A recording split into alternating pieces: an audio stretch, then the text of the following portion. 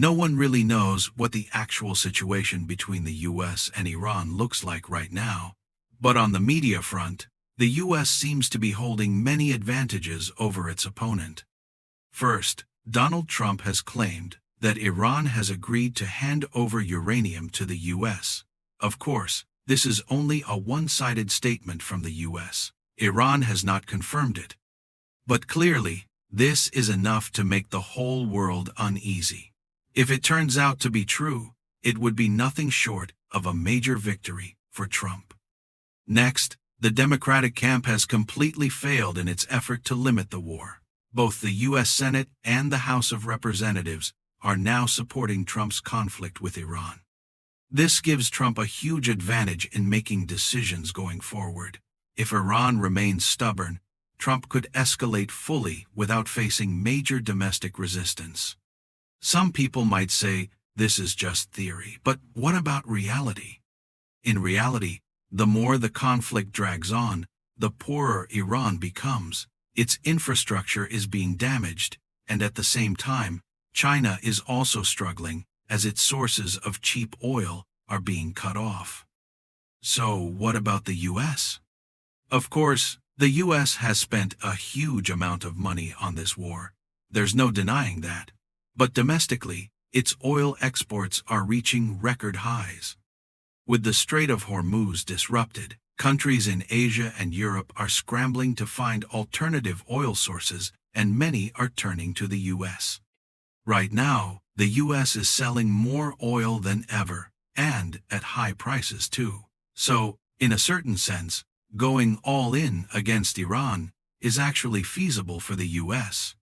That said, the US doesn't really care about the profits from oil. If it spends 10 units on war and only earns back 3 from oil, it's still losing 7 overall.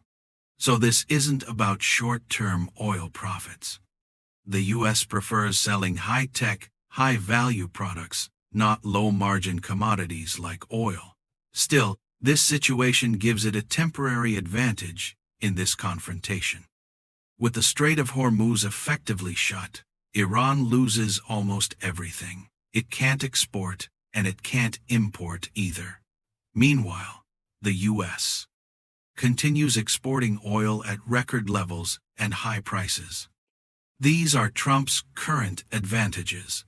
But of course, the final outcome is what truly matters. Current advantages don't guarantee victory. That's why Trump is playing a classic carrot-and-stick strategy. On the military side, the U.S. is aggressively signaling that it has increased its firepower and is ready to strike if Iran refuses a deal. That's the stick. But at the negotiating table, Trump is being more flexible, the carrot. For example, he has helped push for de-escalation between Israel and Lebanon. Previously, the U.S. claimed that the Iran conflict had nothing to do with Israel-Lebanon tensions. This angered Iran, which accused the U.S. of violating agreements and became distrustful. But now, Trump has softened his stance. He has actively encouraged Israel and Lebanon to negotiate, aiming to rebuild credibility with Iran. Today, Trump announced that Israel and Lebanon have agreed to a 10-day ceasefire. People in Lebanon even took to the streets to celebrate. This is seen as a very skillful concession by Trump, a man often considered a master negotiator. Right now, the U.S.-Iran conflict is stuck on 3 main issues: the Strait of Hormuz, the Israel-Lebanon conflict, nuclear weapons. Looking at the bigger picture, Trump has already conceded on 2 points. The Israel-Lebanon conflict is calming down. As for the Strait of Hormuz, Trump doesn't actually want to block it, he's only responding to Iran's actions. He doesn't intend to disrupt global shipping unnecessarily. The one issue he is absolutely firm on is nuclear weapons. Iran must give them up, no exceptions. So essentially, Trump is giving ground on 2 issues just to secure one. Now the question is Iran satisfied? If it is, then both sides could meet possibly in Pakistan to finalize a deal. Trump has even hinted that he might fly there personally to seal the agreement. If everything goes smoothly, the whole world might celebrate. But that's just the optimistic scenario. In reality, there is still a huge gap between theory and practice. The biggest concern now is whether the US and Iran can control their respective allies. For the US, that means Israel. For Iran, that includes groups like Hezbollah, Hamas, and the Houthis. Israel, in particular, is not easy for the US to control. In fact, Israeli intelligence is believed to have deeply penetrated US systems, gathering sensitive information and even using it as leverage. This isn't just speculation.